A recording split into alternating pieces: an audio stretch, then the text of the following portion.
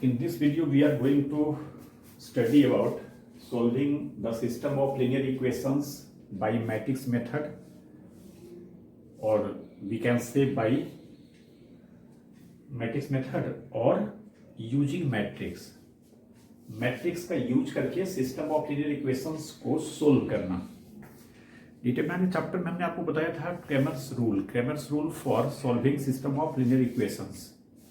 उसमें बहुत सारी बात हमने किया था, इंडिपेंडेंट डिपेंडेंट इक्वेशंस वगैरह की बात। तो थोड़ा सा उसका भी हम इसमें यूज करेंगे, और अगर आप उसे नहीं देखे हैं तो भी इसका वर्किंग प्रोसेस तो समझ ही लेंगे। बट जो कॉम्पिटिशन में क्वेश्चन रहता है, थोड़ा इस तरह से ढंग से हम समझेंगे तो थोड़ा ज़्यादा बढ़िया रहेगा क्वेश्चन को टैकल करने के लिए। यहाँ पर देखिए, पहले इस सिस्टम को समझते हैं कैसे हम मैट्रिक्स इक्वेशन के फॉर्म में लिखेंगे।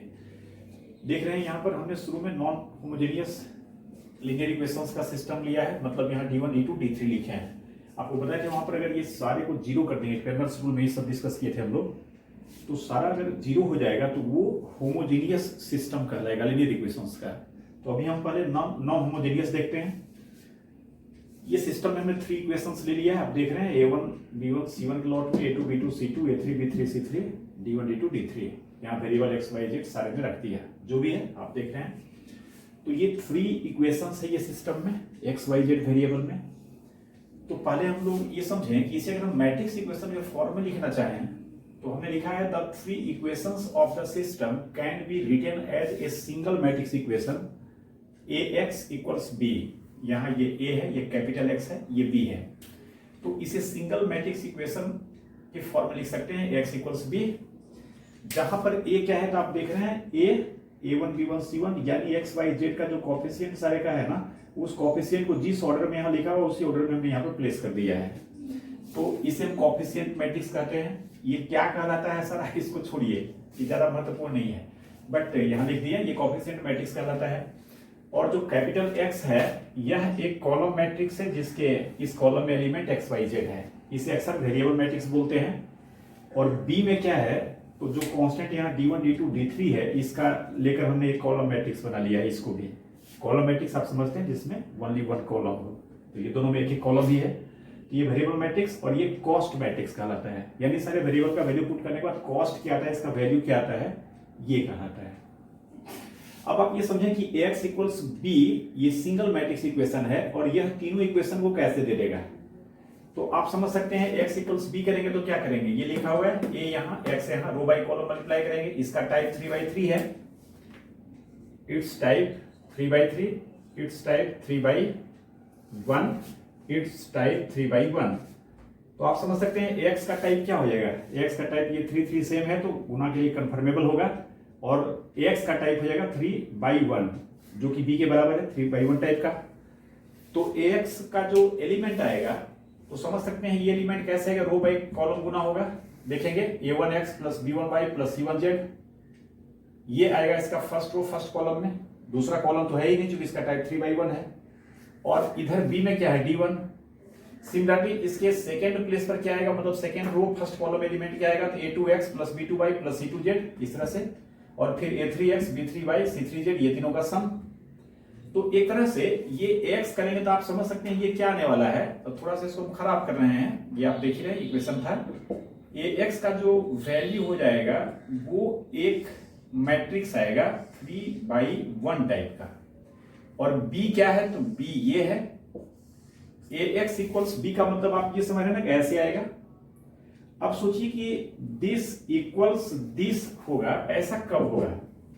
तो इक्वालिटी ऑफ मैट्रिक्स से हम क्या कहेंगे कि at the same time a1x plus b1y plus c1z should be equal to d1, a2x plus b2y plus c2z, z यहां पर मिट गया है, c2z equals d2 and a3x plus b3y plus c3z equals d3। ये तीनों बात simultaneously hold करेगा, मतलब प्लेस वाइज एलिमेंट इक्वल होगा। और हमारा सिस्टम ऑफ इक्वेशंस क्या था, लीनियर इक्वेशंस, वो भी यही था ना, this should be d1, this should be d2, this should be d3। तो ax इक्वल्स b होगा तब भी तो वही तीनों बात होगा एक साथ, तभी ये संभव हो पाएगा। तो कहने का मतलब इसको single matrix equation ax equals b के फॉर्म में लिखा जा सकता है, जहां ax b क्या है वो आप देख रहे हैं। तो पहले थोड़ा सा ये आर्ट सीखेंगे। कोई भी सिस्टम ऑफ लीनियर इक्वेशंस दिया रहेगा तो हम उसे x इक्वल्स b के फॉर्म में लिख लें। जहां सिंपल है, a क्या है तो कॉफिशिएंट सारा है x y z का, और कैपिटल X क्या है तो वेरिएबल मैट्रिक्स है, कॉलम मैट्रिक्स, और b क्या है तो जो कांस्टेंट टर्म है d1 d2 d3 उसकी बात कर रहे हैं, उसका हम एक कॉलम मैट्रिक्स बनाएंगे, वो मैट्रिक्स b होगा। तो finally x equals b। Clear है? अब इसके सॉल्यूशन के लिए प्रोसीड करते हैं। अभी हमने सीखा कि इसे हम अगर इक्वेशन नंबर ए का लेते हैं, स्मॉल ए से, जिसको नोट कर लिए, तो इसके सॉल्यूशन के लिए हमें लॉजिकली कुछ रिजल्ट यहां समझेंगे। एक तरह से ये थ्योरम टाइप से हम समझ रहे हैं इसको। फर्स्ट क्या कह रहे हैं, if determinant of A is not equal to 0, आप समझ सकते हैं इसको हम लैंग्वेज में कर सकते हैं, that is the matrix A is non singular. Matrix A अगर नॉन सिंगुलर है, दोनों एक ही मतलब हुआ। नॉन सिंगुलर मैट्रिक्स किसे कहते हैं, जिसका डिटरमिनेंट निकालेंगे और वो 0 नहीं आए। तो मैट्रिक्स ए अगर नॉन सिंगुलर है तो ये कहता है then system has unique solution. तो सिस्टम का एक और केवल एक सॉल्यूशन होगा। समझ सकते हैं, जब भी सॉल्यूशन होता है सिस्टम का तो कॉन्सिस्टेंट कहलाता है। तो इस केस में सिस्टम कॉन्सिस्टेंट भी होगा। कैसा कंसिस्टेंसी होगा तो विथ यूनिक सॉल्यूशन, यानी एक और केवल एक सॉल्यूशन होगा। अब इसको लॉजिकली समझते हैं, क्योंकि इनवर्स हम समझ चुके हैं, पढ़ चुके हैं। हम जानते हैं कि अगर मैट्रिक्स ए नॉन सिंगुलर होता है तो ए इनवर्स सर्टेनली एग्जिस्ट करता है, और अगर सिंगुलर होगा तो ए इनवर्स एग्जिस्ट नहीं करेगा। यहां पर हमने केस क्या लिया है, determinant of matrix A is not equal to 0, that is matrix A is non singular. हम लोग समझ सकते हैं as determinant of A is not equal to 0, therefore A inverse exists, A inverse exist करेगा। Now यह जो equation number A हमने माना है स्मॉल ए, यहां से आप ध्यान देंगे इसके दोनों साइड अगर हम ए इनवर्स से प्री मल्टीप्लाई करें, ए इनवर्स से, तो एलएचएस इसका ए इनवर्स ए एक्स हो जाएगा, और दिस इक्वल्स क्या, बी। मैट्रिक्स मल्टीप्लिकेशन एसोसिएटिव होता है, तो और हम ए इनवर्स और ए को एक साथ कर ले सकते हैं, एक्स को बाद में मल्टीप्लाई करेंगे, ऐसा हम कर सकते हैं ऑपरेशन। क्यों, तो मैट्रिक्स मल्टीप्लिकेशन इज एसोसिएटिव। और ए इनवर्स ए क्या होगा, आइडेंटिटी मैट्रिक्स होगा, और आइडेंटिटी मैट्रिक्स से एक्स में मल्टीप्लाई करेंगे तो अगले स्टेप में ये क्या हो जाएगा, सिंपली एक्स हो जाएगा। और variable matrix x will be equal to, यहां पर ए इनवर्स छूट रहा है, यहां भी ए इनवर्स से प्री मल्टीप्लाई होगा ना, तो I X equals A inverse B, और यहां ए इनवर्स बी। और समझ सकते हैं कि ये क्या होगा, तो giving the solution, giving the unique solution. इस केस में समझ रहे हैं, जब भी ए नॉन सिंगुलर होगा तो ए इनवर्स एग्जिस्ट करेगा। उस केस में दोनों तरफ हम प्री मल्टीप्लाई करेंगे तो x इक्वल से ए इनवर्स बी आएगा। अब ए इनवर्स एग्जिस्ट करेगा तो A inverse b into some matrix आएगा, और इधर सिंगल x बच गया वेरिएबल मैट्रिक्स। आप समझ सकते हैं, ये कुछ अजीब लग सकता है अभी, बट प्रॉब्लम होगा तो ये किस टाइप का मैट्रिक्स होगा। अभी हमने देखा ना कि ये जो मैट्रिक्स आया था ये फ्री बाई वन टाइप का हुआ था, a1 x b1 y c1 z के लॉट में, फिर 2 के 3 के लॉट में, बस एक कॉलम मैट्रिक्स। तो ये एक कॉलम मैट्रिक्स होगा, और ये भी क्या होगा, एक कॉलम मैट्रिक्स होगा। अब समझ सकते हैं कॉलम मैट्रिक्स में यहां पर हो सकता है कि इसको हम जब किसी क्वेश्चन में सोल्व करेंगे, जस्ट पूरी बात थ्योरेटिकली समझ के फिर क्वेश्चन भी लेंगे, तो हमें ये समझना चाहिए कि फाइनली ये मान लीजिए x है, y है, z है, और यहाँ b का वैल्यू अगर 1 - 1 3 दिया हुआ है, तो यही हुआ ना, x का वैल्यू a इनवर्स b अगर ऐसा आता है तो यहाँ सोल्यूशन निकल गया ना, x का वैल्यू 1, y का वैल्यू -1, z का वैल्यू 3। क्योंकि ये दोनों मैट्रिक्स आइडेंटिकल कब होगा, जब कॉरस्पॉन्डिंग जो प्लेस का एलिमेंट्स है दोनों में वो आपस में इक्वल होगा। तो ये मतलब कुछ इस तरह का आएगा क्वेश्चन करेंगे तो, और उससे हमारा एक्स वाई जेड निकल जाएगा। एनीवे, तो अगर ए नॉन सिंगुलर मैट्रिक्स होता है तो इसका सॉल्यूशन एग्जिस्ट करेगा और वो सॉल्यूशन कैसा होगा, तो यूनिक होगा। ये क्लियर है। अब प्रॉब्लम क्या है कि अगर ए सिंगुलर होता है तब आप याद करें क्रैमर्स रूल में इसी को हमने कहा था कि डेल जीरो नहीं होता है। यहां डेल और डिटरमिनेंट ऑफ मैट्रिक्स से सेम है ना, वहां भी डेल वैसे ही निकाले थे जो कोएफिशिएंट था एक्स वाई जेड का, एग्जैक्टली वही डिटरमिनेंट ऑफ ए है। तो थोड़ा सा वहां से भी कंपेयर करें कि वहां पर क्या हुआ था, यहां पर क्या हो रहा है, सेम वही हो रहा है, लैंग्वेज हो रहा है, मैट्रिक्स में कर रहे हैं हम लोग।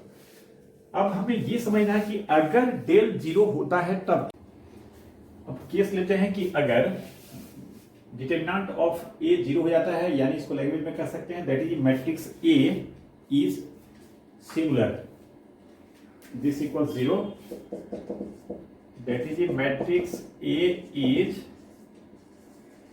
सिंगुलर। तो डेल दो तरह की बात होगी, जैसे कि आप डिटरमिनेंट में याद कीजिए, वहां हमने डेल कहा था, डेल अगर जीरो होता है तो दो तरह की बात होगी। पहली बात क्या हुई थी कि अगर del one del two del three में से कोई भी जीरो नहीं आता है तो सिस्टम का कोई सॉल्यूशन नहीं होगा, सिस्टम इनकंसिस्टेंट होगा। और वहां हमने समझा था कि इसका मतलब कि एक्स वाई जेड में किसी दो का डिपेंडेंसी दो पर तीसरा डिपेंडेंट है, यानी किसी एक की डिपेंडेंसी बाकी दो पर है, लेकिन कांस्टेंट की डिपेंडेंसी उस लेवल का नहीं है, यानी उस तरह का नहीं है, उस स्टाइल से नहीं है, उस वे में नहीं है जिस वे में किसी दो एक्स वाई जेड वाले एक्सप्रेशन का है, किसका, तीसरा का है, वो दोनों पर। खैर यहां पर हम क्या कर रहे हैं कि अगर ये जीरो होता है यानी सिंगुलर मैट्रिक्स होता है, तो यहां हम कैसे चेक करेंगे कि ये सिस्टम कंसिस्टेंट होगा कि इनकंसिस्टेंट होगा।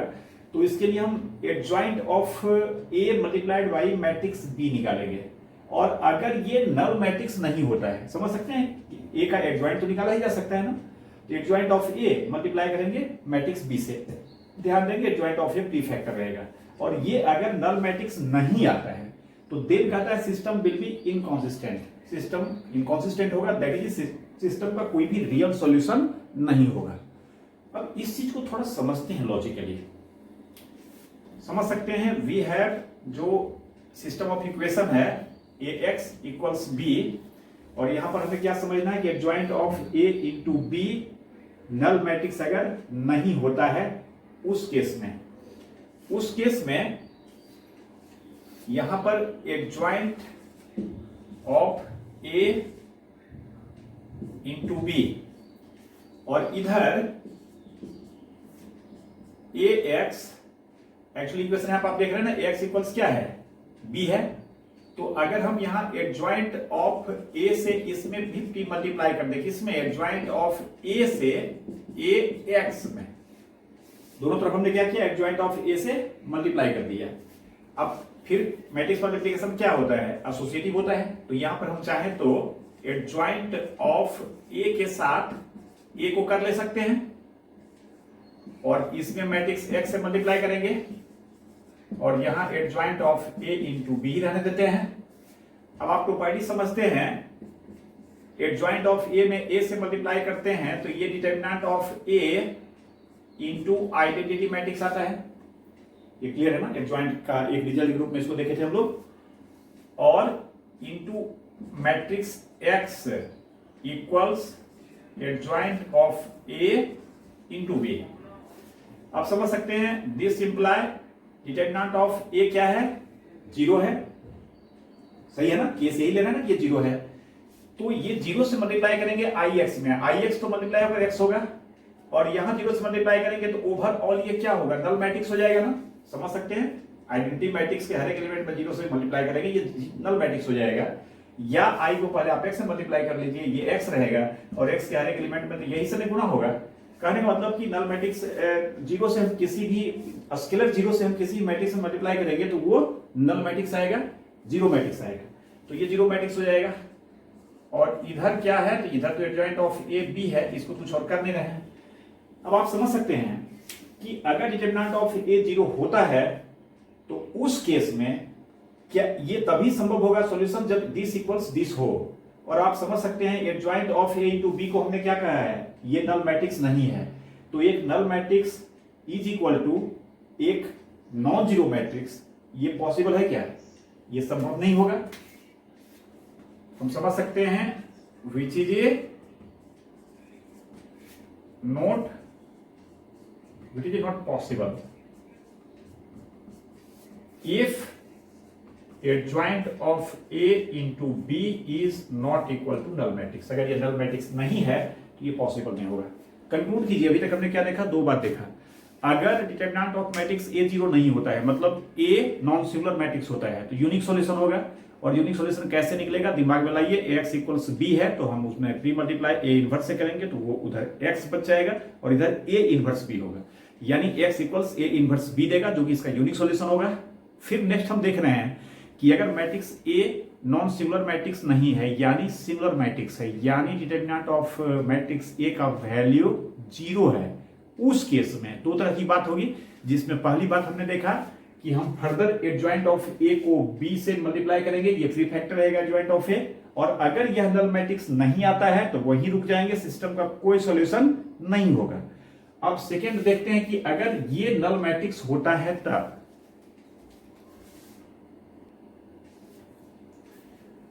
फर्स्ट में ये अगर नल मैट्रिक्स नहीं था तो हमने देखा सिस्टम इनकॉन्सिस्टेंट होगा। और अगर अब adjoint of A into b निकालते हैं और ये नल मैट्रिक्स आता है तो देन कहता है system will be consistent with infinitely many solutions, यानी इस केस में सिस्टम कॉन्सिस्टेंट होगा और यूनिक सॉल्यूशन नहीं होगा। कैसा होगा, तो इनफाइनाइटली मेनी सॉल्यूशन होगा, मतलब मोर देन वन सॉल्यूशंस। सही है, मोर देन वन हम एक तरह से गलत कह रहे हैं। इनफाइनाइटली मेनी का मतलब उसका कोई अंत नहीं है, जितना चाहे उतना कहने का मतलब है ना। तो फिर आगे है कि अब ये सॉल्यूशन होगा, निकलेगा कैसे, तो for solution suppose any one of the three variables equal to some दो बार लिखा गया, equal to some arbitrary constant. Arbitrary constant आप समझते हैं, हम उसको 5 3 7 नहीं कहेंगे, के लैम्डा टी सी पी कुछ भी इस तरह से कह लेंगे। तो किसी एक वेरिएबल को, जो तीन वेरिएबल है ना, वो थ्री वेरिएबल्स में से किसी एक वेरिएबल को सम आर्बिट्ररी कांस्टेंट मान लेंगे and then we solve any two equations of the system for remaining two variables. मान लीजिए हमने अगर x को k कह लिया तो सिस्टम में जो थ्री इक्वेशंस है उसमें से किसी दो को हम सोल्व करेंगे। आप थोड़ा डिटेल में आपको डिटरमिनेंट के मेथड में समझाया था क्रैमर्स रूल में कि एक्चुअली ये जो हैपनिंग होगा कब होगा, ये हैपनिंग तब होगा जब उस सिस्टम में कोई एक इक्वेशन बाकी दोनों पर डिपेंडेंट होगा, यानी वो दोनों जो कहेगा तीसरा मान लेगा।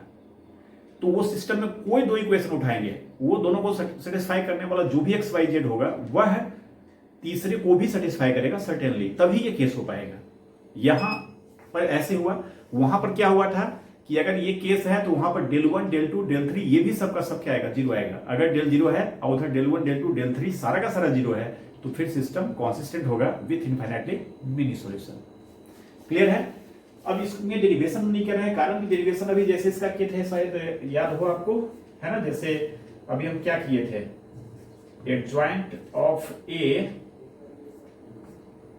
इंटू बी की बात किए थे। एक तरफ इधर क्या आया था, इधर आया था, क्योंकि यहां तो ये जीरो कह रहा है, इधर तो जीरो ही आएगा। अब आप समझ सकते हैं कि ये जीरो आएगा, मतलब जीरो मैट्रिक्स, और एडजॉइंट ऑफ ए ये भी जीरो मैट्रिक्स है। तो अब आप समझ सकते हैं कि यहां पर टेक्स्ट का कुछ भी वैल्यू हम करेंगे तो ये जीरो बराबर जीरो तो हमेशा होगा ना, क्योंकि ये तो नल मैट्रिक्स का ही रहा है, तो ये तो ऑलवेज सही होगा। इसमें एक्स वाई जेड क्या होगा, इट डजंट मैटर। थोड़ा समझ रहा नहीं इस बात को मैं क्या कर रहा हूं। एक्चुअली इस तरफ वहां पर जो आया था और इधर आया था, इधर adjoint of A into b आया था, इधर तो नल मैट्रिक्स ही आया था ना, अपार्ट फ्रॉम एक्स कुछ भी हो ये तो नल मैट्रिक्स ही आएगा, क्योंकि डिटरमिनेंट ऑफ ए तो जीरो ही हमारा हो रहा है। और वहां पर कॉन्ट्रडिक्ट क्यों कर रहा था, क्योंकि ये नल मैट्रिक्स नहीं था, बट ये तो यहाँ पर नल मैट्रिक्स है इस केस में, तो null matrix equals null matrix तो हो ही सकता है ना। तो ऐसा एक्स वाई जेड तो बहुत सारा एग्जिस्ट कर सकता है, कुछ भी एक्स वाई जेड करे, नल मैट्रिक्स मल्टीप्लाई होगा जीरो से, उसमें स्केलर से, ये नल मैट्रिक्स देगा, और इधर भी ये नल मैट्रिक्स कह ही रहा है। सही है।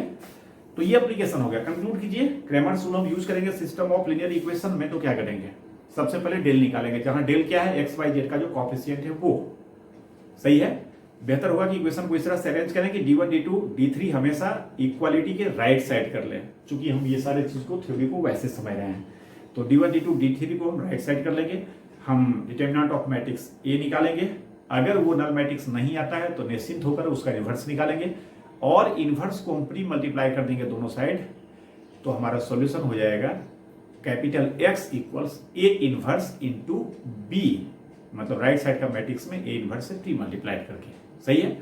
और अगर डेल जीरो होता है तो फिर हम एडजॉइंट ऑफ ए निकालेंगे और उसका प्री मल्टीप्लिकेशन करेंगे बी के साथ, और अगर वह नल मैट्रिक्स नहीं आता है तो कंक्लूड कर लेंगे कि सिस्टम इनकॉन्सिस्टेंट होगा, मतलब सिस्टम का कोई सॉल्यूशन नहीं होगा।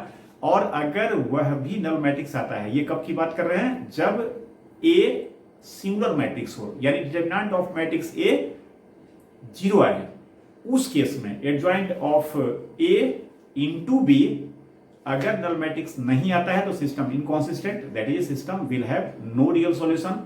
और अगर वह भी 0 आता है तो सिस्टम का इन्फिनिटी मेनी सॉल्यूशन होगा। और सॉल्यूशन के लिए हम लोग क्या करेंगे, तो हमने क्या समझा, सॉल्यूशन के लिए किसी एक वेरिएबल को एक्स वाई जेड में से किसी एक को हम सपोज कर लेंगे सम आर्बिट्रेरी कांस्टेंट, और सिस्टम का कोई सा दो इक्वेशन पकड़ेंगे जो हमें कन्वीनियंट लगे, जिसमें एक्स वाई जेड का कोएफिशिएंट थोड़ा छोटा है, किसी दो को चुन लेंगे। क्यों? क्योंकि वो टेस्ट हो चुका है, ये सिस्टम में कंक्लूड हम कर सकते हैं कि सिस्टम में 3 इक्वेशंस नाम का है, बट उसमें इंडिपेंडेंट मात्र 2 इक्वेशन है, बाकी एक इक्वेशन उन दोनों पर डिपेंडेंट है। देयरफॉर किसी दो को पकड़ेंगे, सोल्व करेंगे। किसके लिए? एक को तो हमने के कह लिया या लैम्डा टी कुछ भी कह लिया, बाकी वेरिएबल जो बचा, अगर एक्स को हमने सपोज किया तो वाई जेड बचा, तो वाई जेड के लिए सोल्व करेंगे किसी दो इक्वेशंस को। और हमारा आंसर क्या होगा, एक्स का वैल्यू के, वाई का वैल्यू सम टर्म्स इन के आएगा, जेड का वैल्यू भी सम इन टर्म्स ऑफ के आएगा। इस तरह से हमारा आंसर हो गया एक्स इक्वल्स के, वाई सम एक्सप्रेशन इन के, जेड सम एक्सप्रेशन इन के, वेयर के इज एनी रियल। सॉल्यूशन क्या हो गया, इन्फिनिटी नंबर, जो कि के का इन्फिनिटी मेनी वैल्यू हम पुट कर सकते हैं। ये इसका एप्लीकेशन हुआ। अब कुछ क्वेश्चन देख लेते हैं इस पर।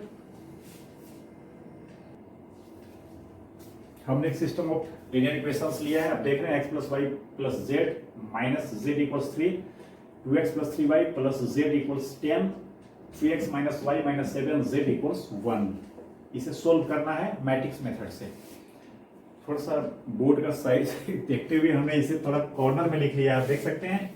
ये क्या हो गया, coefficient matrix 1 1 minus 1 2 3 1 2 3 1 3 minus 1 minus 7 3 minus 1 minus 7। ये वेरिएबल मैट्रिक्स हो गया। और ये बी हो गया कॉस्ट मैट्रिक्स 3 10 1। सही है। सबसे पहले क्या करेंगे, डिटरमिनेंट ऑफ मैट्रिक्स ए निकालेंगे। आप एक सेंटेंस लिखेंगे, this system can be expressed in a single matrix equation like this, where A equals x equals b equals, जैसे लिखे थे थ्योरी में। We have determinant of matrix A equals, ये determinant हो जाएगा क्या, 1 1 माइनस 1 2 3 1 3 माइनस 1 माइनस 7। इसको निकालने में ज्यादा कुछ हम नहीं कर रहे हैं, थोड़ा सुविधा के लिए देख रहे हैं, क्योंकि सिंपल है, इसको इसमें ऐड कर देते हैं, इसको इसमें ऐड कर देते हैं, 2 0 हो जाता है, तो हम ऑपरेशन लिखते भी नहीं, सीधा हम निकाल लेते हैं। आप अपने हिसाब से जैसे भी इसको निकालें, जिसको इसमें ऐड कर रहे हैं 0 3 और ये ऐड होगा तो -5, सही है ना, सॉरी 3 में -7 ऐड होगा तो -4, देख लेंगे अब सही है ना, वरना सब गलत हो जाएगा। 0 3 -4 अब सही है। फिर इसमें इसको ऐड कर लिए, आफ्टर एडिशन ये 0 ये 4 और ये ऐड होगा तो -8, और इसे ऐसे ही रहने दिए -1 1 -7। इससे फायदा क्या हुआ, तो जस्ट फर्स्ट रो से एक्सपेंड करेंगे, सिर्फ फैक्टर भी आएगा, प्लस माइनस प्लस, यानी यहां पर -1 ही रहेगा, ये और ये खत्म होगा, -24 और प्लस 16 फाइनली कितना हो गया, -8 ना, और ये -1 8 हो गया। सही है ना। Which is not equal to 0 and therefore A inverse exist करेगा। चलिए इस इक्वेशन को 1 कह लिए, जो x इक्वल्स बी लिखे ना इसको, ठीक है। अब हम ए इनवर्स के लिए प्रोसीड करेंगे, डिटरमिनेंट ऑफ ए हमारा निकला हुआ है ये, और इनवर्स में इसकी जरूरत भी पड़ेगी। Now in determinant of matrix A, inverse लिए क्या करते हैं, पहले एडजॉइंट निकालते हैं, और उस एडजॉइंट के लिए पहले हम प्लेस वाइज सारे का को फैक्टर निकालते हैं, फिर उसका ट्रांसपोज करते हैं, a11 a12 a13 a21 a22 a23, ये सारे को इवेल्युएट कर लेंगे, जो भी आएगा थोड़ा सावधानी से देखेंगे, निकालेंगे, समझ सकते हैं। इस प्लेस का a11 ये है, ये खत्म होगा, ध्यान देंगे, -21 प्लस 1 -20 हो गया ना, -21 प्लस 1 -20 और ये प्लेस चूंकि प्लस का है तो साइन जो आया है माइनर वही रह जाएगा, चेंज नहीं करेगा। A12 ये खत्म होगा -14 और -3 -14 -3 -17 बट प्लेस निगेटिव का है इसलिए +17 हो जाएगा। A13 -2 -9 -2 -9 -11 प्लेस प्लस का है देयरफॉर -11 ही रहेगा, साइन चेंज नहीं करेगा। A21 ये खत्म होगा -7 और -1 है ना, ये -7 और ये माइनस +1 फिर -1 तो -7 -1 -8 बट जगह ये क्या है नेगेटिव तो +8 हो जाएगा। A22 -7 और +3 -4 जगह प्लस का है तो -4 ही रह जाएगा। A23 ये और ये खत्म होगा, ये और ये खत्म हुआ, अभी तक सही था ना। A21 ये सही कर रहा है ना, ये खत्म हुआ -7 हाँ सही चला, ये चल रहा है। A22 ये तो सही है। A23 -1 -3 -4 है ना। A23 ये खत्म हुआ -1 -3 -4 जगह निगेटिव है तो +4 सही है। फिर A31 A32 और A33 दिस इक्वल्स A31 के लिए इसको डिलीट करेंगे 1 + 3 4 जगह प्लस का है 4 ही रह जाएगा। A32 ये खत्म होगा 1 + 2 3 लेकिन जगह माइनस का है -3 A33 ये खत्म हुआ 3 - 2 1 जगह प्लस का है 1 ही रह जाएगा। देखिएगा कैलकुलेशन सही है तो ये सारा को फैक्टर का वैल्यू हुआ। हम लोग कर सकते हैं यहां से therefore adjoint of A equals क्या हो जाएगा, तो इसको इस ऑर्डर में लिख के फिर क्या करते ट्रांसपोज करते, तो डायरेक्ट हम ये ट्रांसपोज करके ही लिख देते हैं। इसका ट्रांसपोजिशन करेंगे तो -20 17 -11 फिर 8 -4 4 4 -3 1 है ना। ये हो गया adjoint of A and therefore A inverse क्या हो जाएगा, तो 1 bye determinant of A into adjoint A। Determinant of A का वैल्यू 8 आया था तो 1/8 और ये -20 8 4 17 -4 -3 -11 4 1 सही है। फर्स्ट क्वेश्चन इसलिए थोड़ा सा आपको दिखाते हुए इसको निकाल रहे हैं, वरना ये निकाल के एक बार समझा देते थोड़ा टाइम सेव होता। बट देखना ना कैसे मेरे पास step by step determinant of A निकाला, वो 0 नहीं हुआ तो मतलब यूनिक सॉल्यूशन होगा। निश्चित हम है A इनवर्स निकालेंगे, A इनवर्स निकल गया। अब देयरफॉर 1 इम्प्लाई x इक्वल्स समझ ही चुके हैं A इनवर्स इंटू B और A इनवर्स का मतलब 1/8 और -20 मैट्रिक्स का सिंबल होगा यहाँ -20 8 4 17 -4 -3 -11 4 1 और इनटू B मीन्स 3 10 1 3 10 1 और दिस इक्वल्स 1/8। इसको भी बाहर ही रहने देते हैं, पहले मल्टीप्लाई करके बाद में 1/8 से सब में मल्टीप्लाई कर देंगे। अब देखेंगे रो बाई कॉलम मल्टीप्लाई होगा तो ये -60 आएगा, सही है ना। -60 + 80 20 हो गया ना, 20 और +4 24 ना, यहाँ हो गया 24। फिर देखेंगे 17 3 मल्टीप्लाई करेंगे 51 -40 +11 बचा ना, +11 और -3 +11 -3 8 ना, यहाँ 8 हो गया और फिर -11 इंटू 3 -33 प्लस 40 -33 प्लस 40 प्लस 7 और प्लस 1, यहाँ भी 8 हो गया। अगर कैलकुलेशन सही है तो सही ही होगा, क्योंकि सीधा सीधा ये कैंसिल हो रहा है। और इस तरह से ये क्या है, कैपिटल एक्स का वैल्यू है।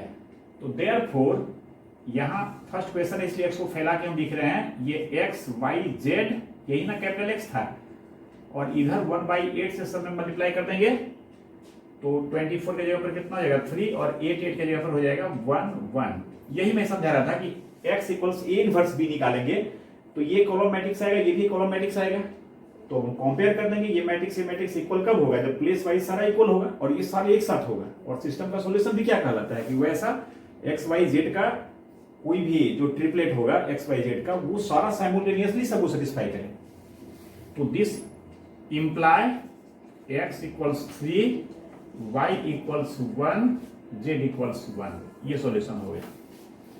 यानी ये कैसा केस हुआ जिसमें डेल 0 नहीं है, मतलब यूनिक सॉल्यूशन होगा और सॉल्यूशन ये होगा। एक क्वेश्चन इसमें और लेता हूं मैं, एक आप लोगों की तरफ से एक क्वेश्चन आया था, तो मैंने कहा था कि इसे अभी मैंने डिस्कस नहीं किया है, वीडियो में जब देख लेंगे तो वो हो जाएगा आपसे। बट उस नेक्स्ट क्वेश्चन जैसा कि मैं बता रहा था, आप लोगों के द्वारा भेजा गया, एक स्टूडेंट ही कोई भेजा था ये, मैंने कहा था कि जब ये डिस्कस करेंगे ना तो आपसे हो जाएगा, बट अभी मैं इसे देख रहा हूँ।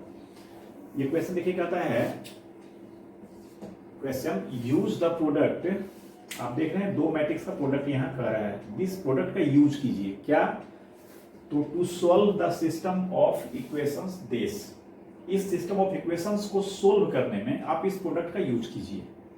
आप समझ सकते हैं अगर ये क्वेश्चन सिंपली कहता है कि आप इसे सोल्व करें तो इधर से कोई मतलब हमारा नहीं, सिर्फ इसको देखते जैसे पिछला क्वेश्चन था हमारा, है ना, इसे ax इक्वल्स b के फॉर्म में लिखते, जो तरीका हमारा है डिटरमिनेंट ऑफ a निकालते, उसको चेक करते 0 आता है या नहीं आता है, बट यहां करा इसका यूज करना है। तो थोड़ा सा इसको अगर पहले ही देख लें तो आप देखेंगे इसका जो कोएफिशिएंट मैट्रिक्स आएगा ये 1 -1 2 है, यहाँ x का टर्म गायब है, 0 into x समझ सकते हैं यहाँ पर, तो ये 0 2 -3 है, देख रहे हैं 0 2 -3, ये 1 -2 1 -2 और 3 -2 4 3 -2 4।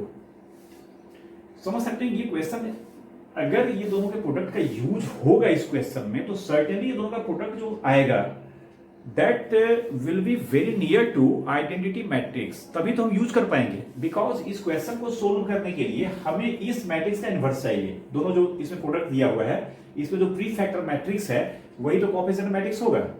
तो अगर ये जीरो मैट्रिक्स नहीं आता है तो इस केस में इसका इनवर्स हमें चाहिए, और अगर ये नल मैट्रिक्स आता है तो फिर इस प्रोडक्ट का हम कुछ यूज नहीं कर पाएंगे इसमें। तो बहुत सारा कुछ अगर कंसेप्ट क्लियर है तो हम एक कहते हैं ये प्री एज्यूम कर सकते हैं या पहले अनुमान लगा सकते हैं कि ये क्या होगा, इसका डेल सर्टेनली 0 नहीं आएगा, और ये दोनों को मल्टीप्लाई करेंगे तो सर्टेनली ये वेरी नियर टू आएगा आइडेंटिटी मैट्रिक्स। अब आइडेंटिटी मैट्रिक्स से नियर का मतलब क्या हुआ कि आइडेंटिटी मैट्रिक्स में डायगोनल एलिमेंट 1 1 होता है, बाकी सब 0 होता है, तो दोनों के प्रोडक्ट में सर्टेनली बाकी सारा 0 आना चाहिए। डायगोनल एलिमेंट 1 आया तो सो गुड, और 1 अगर नहीं आता है तो वो कम से कम स्केलर मैट्रिक्स हो, हर जगह 2 आए, हर जगह 3 आए, हर जगह 7 आए, हर जगह -8 आए, सो दैट कि उस 2 3 -8 को बाहर कर लें तो वो आइडेंटिटी मैट्रिक्स में कन्वर्ट हो जाए।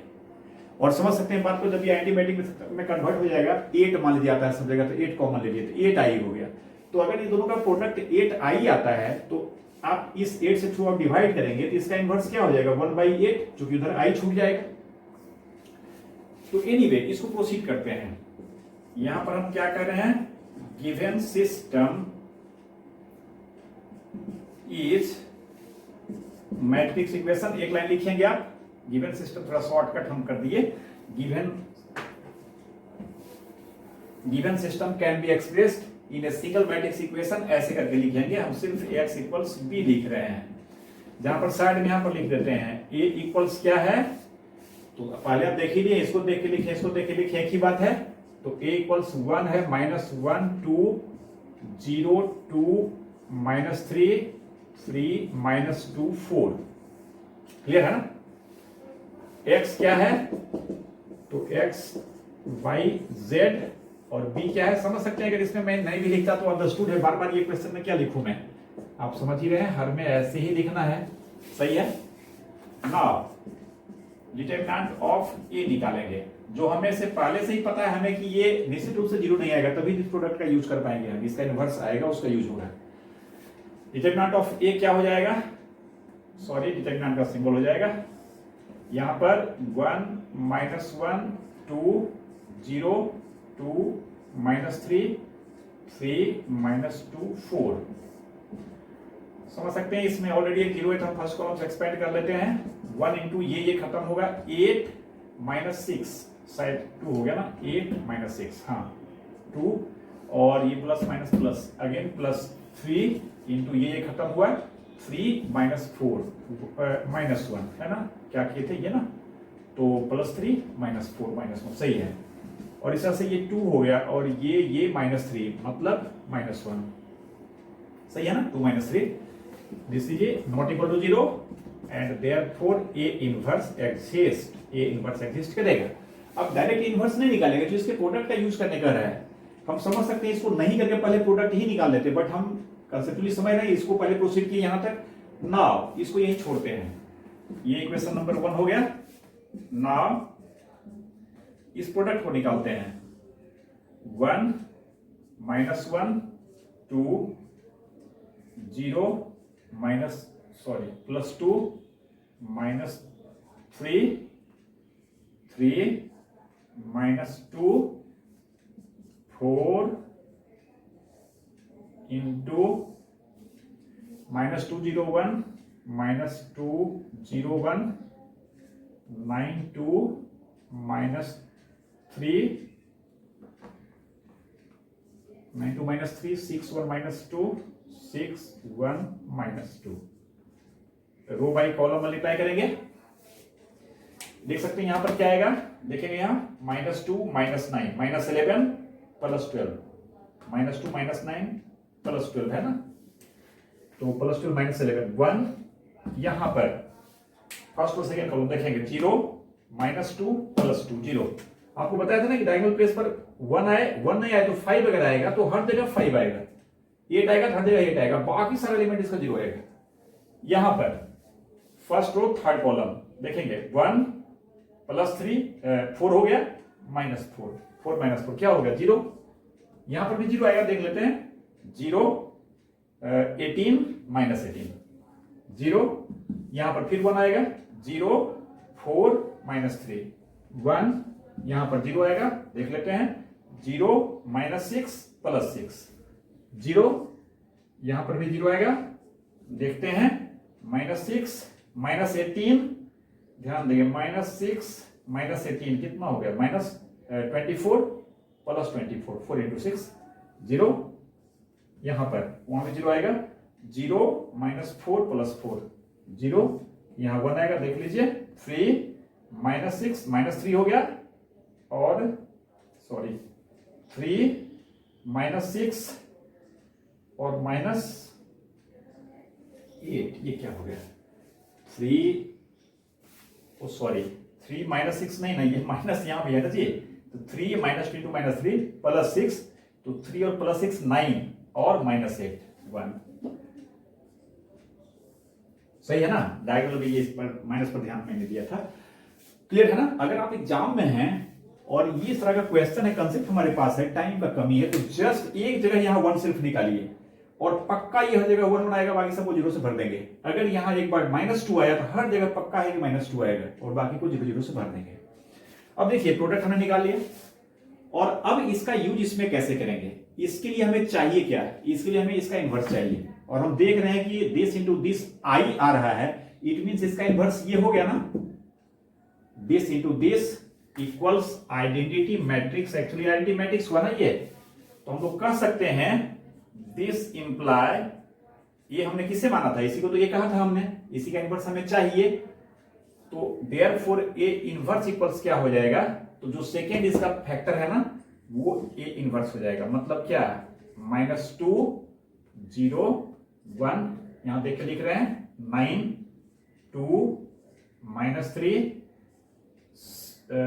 6 1 -2, ये ए इनवर्स हो गया। अब थोड़ा सा जगह बनाना होगा हमें, ये क्लियर है ना, मतलब ये दोनों का प्रोडक्ट आई आया, देयरफॉर इसका इनवर्स क्या हो जाएगा, सेकंड जो ये मैट्रिक्स है ना ये हो जाएगा, because A into B equals I आ रहा है, देयरफॉर डेफिनेशन से A inverse equals B, B क्या है, ये है, ठीक है। चलिए इसको मिटाते हैं हम।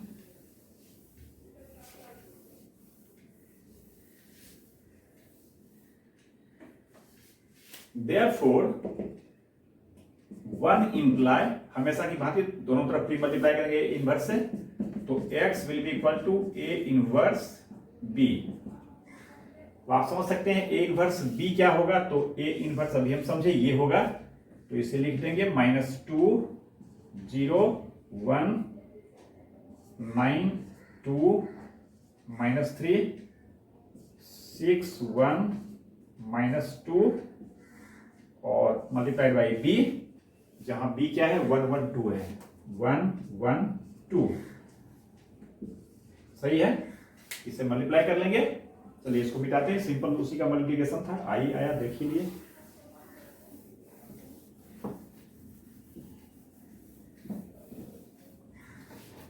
अब रो बाई कॉलम इसे मल्टीप्लाई करते हैं और ये x means x y z हो गया और दिस इक्वल्स करते हैं, देखेंगे -2 0 + 2 0 हो गया ना, -2 0 और +2, हाँ। फिर यहां पर 9 2 11 -6, 11 -6 कितना हो गया 5 है ना। यहां पर 6 1 7 6 1 7 -4 7 -4 3, ये 3 हो गया। एंड देयरफॉर कंपेयर कर लेंगे, x 0 हो गया, y 5 हो गया, z 3 हो गया, x equals 0 y equals 5 and z equals 3। सही है, सही होगा, सीधा सीधा वैल्यू आया है, ऐसे पुट करके भी देख सकते हैं, तीनों को सेटिस्फाई करेगा ये। 0 5 3 है ना, 0 यहाँ 5 -5 3 करेंगे 6 आएगा, -5 6 1 0 खत्म, ये y क्या है 5 10 और ये क्या है 3 10 और 9 सब्ट्रैक्ट करेंगे 1 आएगा, ये 0 हो गया और ये क्या 5 -10 और y 5 -10 z 3 तो 12 -10 12, सही है, मतलब सॉल्यूशन सही है। ये तो कैलकुलेशन है, अगर गलत भी होगा तो उसको देख लेंगे, समझा ना आपने। तो इस तरह का क्वेश्चन है, दोनों को प्रोडक्ट करेंगे और आफ्टर मल्टीप्लिकेशन ये पक्का आईडेंटिटी मैट्रिक्स आएगा, और अगर आईडेंटिटी मैट्रिक्स नहीं आएगा, जैसे इस क्वेश्चन को थोड़ा मैं खराब कर रहा हूं, ये क्लियरली समझ तो लिया ना हमने। मान लीजिए कि दोनों का जो प्रोडक्ट हमने किया था, ये प्रोडक्ट सीधा सीधा आई नहीं आता, क्या आता, चलिए पूरा इसको मिटा रहे हैं, यहां थोड़ा समझेंगे आप। बाय द वे ऐसा क्वेश्चन भी आएगा, ऐसे देखिए ना, एक क्लास भी और रखेंगे, homogeneous system of linear equation भी थोड़ा डिस्कस कर लेंगे, और कुछ क्वेश्चन जो हमको लगेगा सीएससी में कुछ पूछा हुआ या थोड़ा और वैरायटी का, del 0 होता है, del 0 नहीं होता है ना, del 0 नहीं होता तो देखिए कुछ क्वेश्चन, एक आध लैंग्वेज के क्वेश्चन देख लेंगे, तो एक वीडियो इस पर और हम क्वेश्चन यानी प्रॉब्लम का बना लेंगे। मैं ये कह रहा था कि अगर ये दोनों का प्रोडक्ट ऐसे नहीं आता है, मान लीजिए इसको ए कर लेते हैं, इसको बी कर लेते हैं, और ये सीधा सीधा आई नहीं आकर 8i आता है,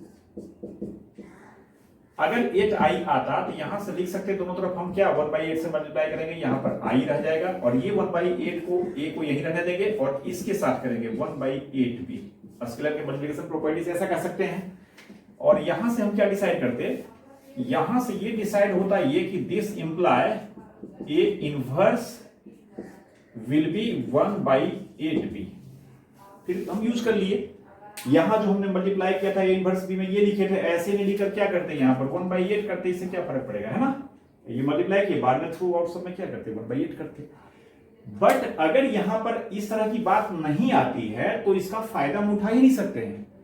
तो मान लीजिए अगर इस तरह का क्वेश्चन होता है ना, तो अगर कंसेप्ट को ढंग से समझ रहे हैं तो हमें थोड़ा ज्यादा खुश होना चाहिए, चलो ये क्वेश्चन में हमें ए इनवर्स निकालना भी नहीं पड़ेगा, आप समझ रहे हैं, इस तरह क्वेश्चन में सिर्फ कैलकुलेशन है, बाकी थोड़ा कंसेप्ट है, बाकी कैलकुलेशन है, और कैलकुलेशन में देखते हैं कितना सावधानी से मैं करता हूं तो भी कभी कभी माइनस प्लस की गलती हो जाती है।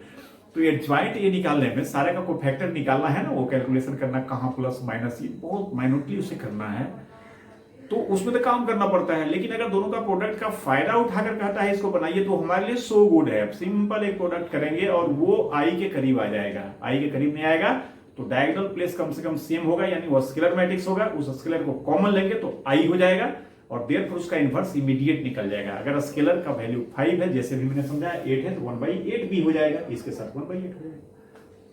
तो आज इसको यही खत्म करते हैं। और एक होमोजीनियस सिस्टम रहेगा तो छोटी सी बात है, उसमें कुछ ज्यादा है नहीं, है ना, बट समझ लेना थोड़ा उसको। और कुछ क्वेश्चन और देख लेते हैं अगले क्लास में, अगली वीडियो में। Okay, thanks.